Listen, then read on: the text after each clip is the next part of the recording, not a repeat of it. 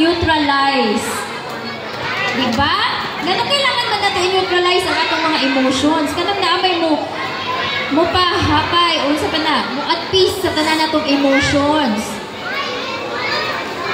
Sige daw. Nga naman, di ba, niingon sila, too much of everything is bad. Di ba? Kung sobraan ka kakagsuko, na-rage na, that's bad. Kung sobraan rapod ka kasubo, ka-sorrow, in deep despair, dili na pod na siya maayo. Kay, ma-lead ka dito into depression. Unya, si Ma'am Giselle, ano mo discuss unya. Okay? So, nasabtan na ba si sadness? I-allow na ba nimo si sadness mo intervene sa imuhang huna-huna? Dili. Ha? Dili gihapon? Ay, wala gid ganahan masad, no? Pero si sadness ay ang atong comfort. Siya ang relieve sa tanan nato mga very extreme, uncomfortable emotions and feelings. So, mauna sa rule ni sadness. Okay, waterfalls? Waterfalls, rin aside? Okay, very good. So, nasabta na ang inyong mga emotions? Nakasabot na mo sa gamit sa inyong emotions? Okay. Kung pasubraan na to ang atong mga emotions, dito na dayo na mosulod si mental illness. Too much of everything is bad, including ang atong emotions. Ang atong sanity. Diba? Nay, wala yun na minaw. Dili yun sila ganahan mo. Dawat of chocolate. Nay, okay. So now, let's proceed. Kinsa man itong mga ate o kuya? Grade 4, 5, and 6. Oh, paminaw mo ha? Paminaw mo.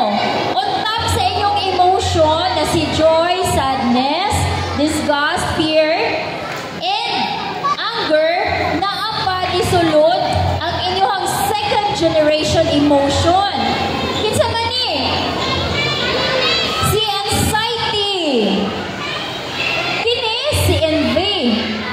This one is embarrassment and this one is unaware. Mauna ang nidugang sa inyo na mga emotions when you reach the early teens age. So, unsa man si anxiety? Daw be? Unsa may rule ni anxiety sa imuhang huna-huna? Di ba nag-goal ka? Si anxiety is ang worries na to. Sa itong huna-huna. O for example, gihagad ka sa imong classmate, tara ato ta sa dagat pangaligo. Nag-worry ka. Kaya unsa may mong buhaton? Muli sa balay, manangkid ka mama o ka papa. Kaya kung dili manangkid bunalan, B, mo diretso sa dagat maligo. Unsa may buhaton? Oh, very good. Nganong amen. Para dili makasab-an ni mama o papa. So mauna imong worry. Naa si worry, naa si anxiety sa imuhang una-una para tagaan ka og choices sa imuhang desisyon. Okay? Tagaan ka ni og choices sa imuhang desisyon para dili ka unsa man mapasakitan, ma-harm or in danger. Mauna ang rule ni anxiety. Okay, next. Si envy. Unsa man si envy? Wala? Si envy. Unsa man ni? Nganong naaman si envy? Unsa envy di ay? Ha? Jealous? Nasuya? Si envy ba? Positive or negative feeling? Negative. Ha? Maayo ba si envy? Sa atong consciousness. Maayo ba siya? Si envy? Dili? Dili ba maayo mag-desire? Kay si envy ra ba yung rule is or ipa-feel niya, ipa-experience niya sa ato ang feeling of desire towards anyone or anything na imong nakita sa imong surroundings. Okay ba si Envy? Okay, guys. Dili? Okay, guys. Okay. Si Envy, dili siya okay pag masubraan. Kaya na-turn siya into desire. Mahimo siya o obsession. Diba? Too much of everything is bad. Ang exaggerated version ni Envy is obsession. Si obsession ang dili maayo. Diba? Kaya kung naa si obsession, musulod na si greed. Diba? Oh. Si Envy, naana siya si Envy para ma-feel ni mo ang desire. Ganahan mo, ani na tarang teacher. Ganahan ko sa iyang shoes. Ganahan ko sa iyang t-shirt, sa iyang dress. Mauna ang role ni Envy sa atoang consciousness. Pero, ang main niya nga purpose, ganun na si Envy, is for us to know kung ano ang ato ang mga desires sa life. Diba? Oh, mauna ang role ni Envy. Ang iyang purpose, ganun na siya. Pero, dili pa sobraan si Envy. Diba? Dili pa sobraan ang desire. Kahit mahimo siyang obsession, and that is bad. Okay. So next, si embarrassment. B, tagaan ako candy. Ano sa may embarrassment? Ha? Maura ba ni inyong term gani karon? Ka-cringe. Diba? Mana mo? Ka-cringe sa iyang dance. Ka-cringe sa iyang pose. O, sa mana? Ha? Embarrass. Maulaw. Very good, kuya. Pagkari hindi, kuya. Maulaw sa embarrassment. Gano'ng maulaw man? B? Ikaw, kuya. Ano sabi mo kaulawan? Gano'ng maulaw mo ka? Maulaw siya kang crush. Oh, diba? Ang embarrassment. Pag-makinan ninyo sa or ma-embarrass mo kung sa man. Kasabaan ni teacher. Kay grabe ka sa dahonon. Diba? Maulaw ta. Naaimuhang shame. Imuhang kaulaw. Diya mo na si embarrassment. Mauna diya ang rule ni embarrassment. Ang imuhang kaulaw. Pero ang ano gibutang man si embarrassment kay dapat dili man maulaw. Sige daw. Manong naano mo puti si embarrassment? Murinig puti siya si sadness. Ano gibutang man si sadness? Di ba si Joy sa movie, sa Inside Out? Dili niya paguniton si sadness sa kuan, control panel, sa console. Kay, para kay Joy, may gamit ni sadness, kanong nag-exist man siya. Nag-exist si sadness, negative man niya siya nga feeling. Nga naman, pero di ay later on, na-discover ni Joy na si sadness is a reliever of all our intense emotion. Maunay rule ni sadness. Same with embarrassment. Maulaw ta. Nga naman.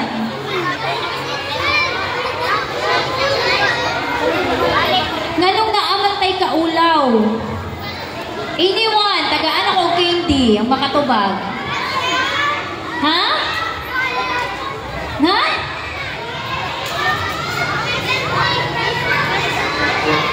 Okay. So nga nung naaman sa embarrassment ko, butang nga dapat ang kaulaw. Kaya di ba kaya nga dapat i-boast na to ang self-confidence. I-boast na to ang atuang sitawag na inferiority complex. Pero naa si embarrassment sa ato ang huna-huna. Sa ato ang mind. Okay? Okay. Si embarrassment, mauna siya ang mag-control sa imuhang gut. Diba? Ang guiding principles na to na si embarrassment. No? Maulaw ta. Di ta manambag. Kay bad na siya. Maulaw ta. Di ta mangawat. Kay bad na siya. So naa ang kaulaw. Para i-control ta na mahimo ta na humble, modest, diba? So mauna siya nga gibutang si embarrassment. So next, ang pinaka-last. Kinsa man ni? Si Anwi. So unsa man si Anwi, kuya? Unsa may rule ni Anwi? Unsa man si Anwi? Ha?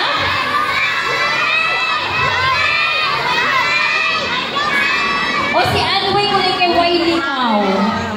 O sakto, si Anwi is boredom. Mao na sa imuhang naapon sa imuhang mind.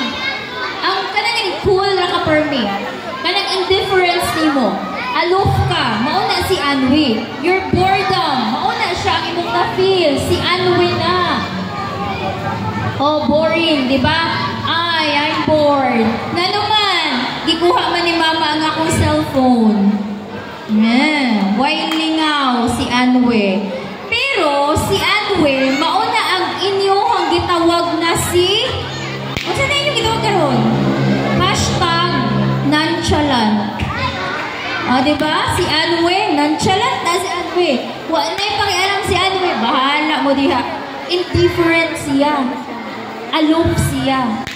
O, diba? Murag idol ay ako na unang, ano, ibutang man si Anwe. Ano sa may gamit ani ni Anwe? Maan po di si Anwe. Na ano man na? No-board na ba di si Anwe? Ang rule ni Anwe, nga nung ibutang na siya sa imong consciousness, for you to keep it cool, imo ko na huna. I-balance niya. Para ipalayo ka niya sa high stress. Oh, si teacher ba mag-Anwe na? Mahimo na mag-Anwe si teacher? Kaysa kasagdahonon sa mga learner? Hapit na no? Hapit na yun si teacher manantsalan. Kaya di man maminaw. Para dili ma-stress si teacher, mag-Anwe na lang si teacher. Mauna siya mo intervene.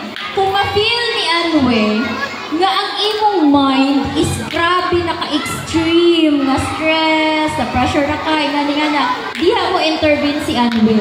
I-relax ni mo ang imuhang, i-relax ni Anwe ang imuhang mind. Diba? Para dili ka masubraan o ka-stress. So, maunay gamit ni Anwe. Okay. Nasabta na ba?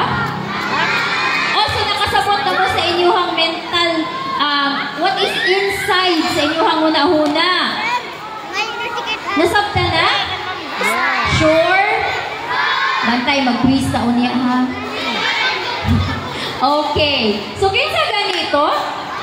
Atong mga emotions karon, si joy, si anger, si disgust, fear, and sadness. Okay, taga na si ano, si invasive embarrassment. O taga na sila ha, importante na sa atong mental health. Dapat gana sila tanan na emotions, balance na siya diri sa atong huna-huna. Kung masubraan, i-discuss na ni Ma'am Josel kung unsay resulta, kung kinitanan na emotions, ang exaggerated version ani tanan na emotion, unsay matahitabo sa atong mental health. Okay? Yeah. So, unsay atong learning ani na discussion? What are your takeaways ani? Sige daw, be. Unsa may learning nimo? Sa pag-ilainan nimo sa imong emotion nga naa sulod sa imong una-una. Isa lang.